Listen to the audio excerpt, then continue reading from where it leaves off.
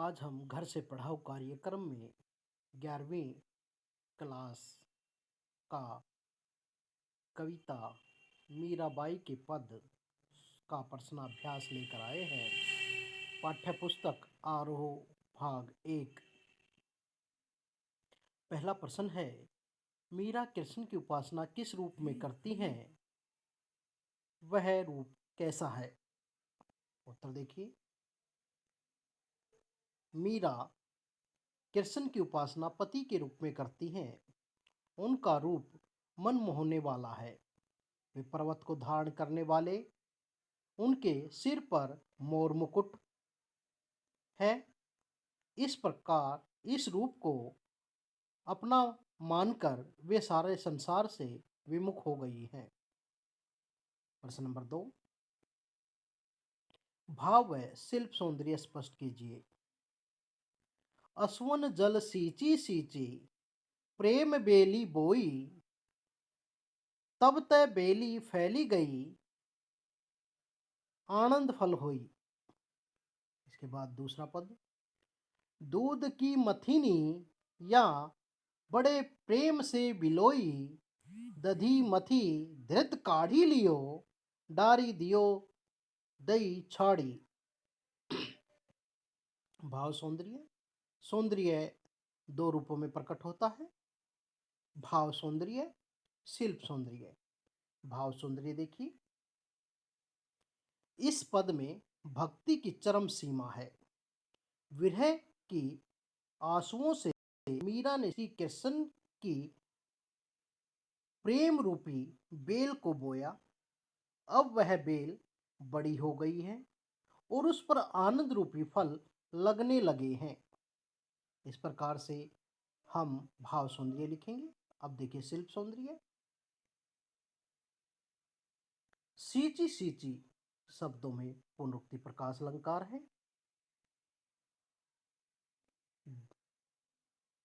प्रेम बेली, आनंद फल और असवन में रूपक अलंकार है। राजस्थानी मिश्रण ब्रज भाषा का प्रयोग है। बेली फैली गई में अनुप्रास अलंकार है। संगीतात्मकता है। नंबर 6, गेयता का गुण है। अब दूसरे पद की भाव सौंदर्य देखते हैं। इन काव्य पंक्तियों में कवयित्री ने दूध की मथीनी से भक्ति रूपी घी निकाल लिया तथा सांसारिक सुखों को छाछ के समान छोड़ दिया। इस प्रकार उन्होंने भक्ति की महिमा को व्यक्त किया है। शिल्प सौंदर्य। अनियुक्ति अलंकार है। अर्थात यहाँ छाछ और घी का प्रयोग सांसारिक सुखों, भक्ति से है और छाछ इत्यादि का संबंध सांसारिक सुखों से है। राजस्थानी मिश्रित ब्रज भाषा का प्रयोग है। प्रतीकात्मक अर्थ घी और छाछ का सांसारिकता के रूप में प्रकट हुआ है। घी भक्ति और छाछ सांसारिकता के रूप में प्रकट हुई है। दही, धृत आदि तत्सम शब्दों का प्रयोग है। संगीतात्मकता है। गेयता का गुण है।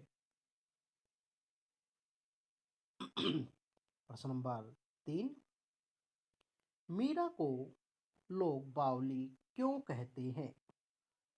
मीरा श्री कृष्ण की भक्ति में सुख दुख अपना सारा शुद्ध बुद्ध खो चुकी है।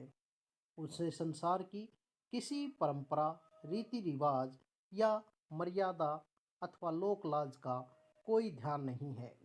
इसलिए लोग उसे बावली कहते हैं। संसारी लोग मीरा की भक्ति की पराकाष्ठा को पागलपन मानते हैं। मीरा राजसी वैभव और सुखों को ठुकरा कर श्री कृष्ण के भजन गाती है, घूमती है, नाचती है। ऐसा कार्य तो कोई पागल ही कर सकता है। प्रश्न नंबर 4, विष का प्याला राणा भेजा, पीवत मीरा हासी। इसमें क्या व्यंग्य छिपा है? मीरा को मारने के लिए राणा सांगा ने विष का प्याला भेजा, जिसे मीरा ने हंसते हंसते पी लिया। श्री कृष्ण की भक्ति के कारण उसका कुछ नहीं हुआ। इस प्रकार यह व्यंग्य करता है कि भक्त प्रेम प्रभु भक्ति करने वालों को विरोधी लोग कुदृष्टि से नहीं, कुछ भी नहीं बिगड़ सकता। प्रश्न नंबर 5, मीरा जगत को देखकर रोती क्यों है?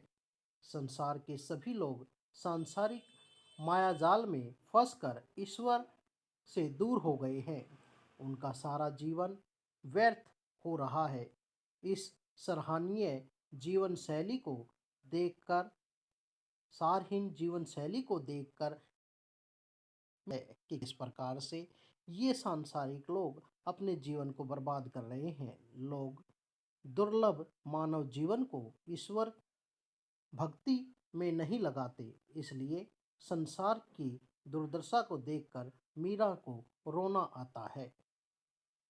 प्रश्न नंबर 6, प्रश्न नंबर 1 आसपास से कल्पना करें, प्रेम प्राप्ति के लिए मीरा को किन किन कठिनाइयों का सामना करना पड़ा होगा? मीरा के कष्टों और कठिनाइयों की कल्पना करना आसान नहीं। मीरा ने समस्त संसार का विरोध सहन किया। उसकी मनस्थिति घर वाले भी नहीं समझ सके। उनका विवाह कर दिया। ससुराल पहुंचने पर पहले दिन से ही पागल कहा गया। राजघराने की मर्यादा उन्हें बांध न सकी। उस कड़े पहरे और पर्दे से निकलना ही कठिन था। मीरा गली गली कृष्ण का भजन गाती नाचती फिर रही थी। उन्हें मारने के लिए विभिन्न प्रकार के प्रयास किए जा रहे थे। यहाँ तक कि विष का प्याला भेजा गया, सर्प का पिटारा भेजा गया और कांटों की सेज पर सुलाया गया। ये सभी कष्ट वे कृष्ण के सहारे झेल रही थी। प्रश्न नंबर 2, लोकलाज खोने का क्या अभिप्राय है? मीरा का विवाह राजपूत परिवार में हुआ था। वहाँ महिलाएं पर्दे में रहती थी। उन्हें मंदिरों में नाचने, संतों के साथ बैठने, पर पुरुष के साथ संबंध बनाने का अधिकार नहीं था। ऐसे कार्य करने वाली महिलाओं को समाज में से प्रताड़ना मिलती थी। मीरा ने ये सभी बंधन तोड़े और लोकलाज खो दी। लोकलाज खोने का अर्थ है समाज की मर्यादाओं को तोड़ना। प्रश्न नंबर 3, मीरा ने सहज मिले अविनाशी क्यों कहा है?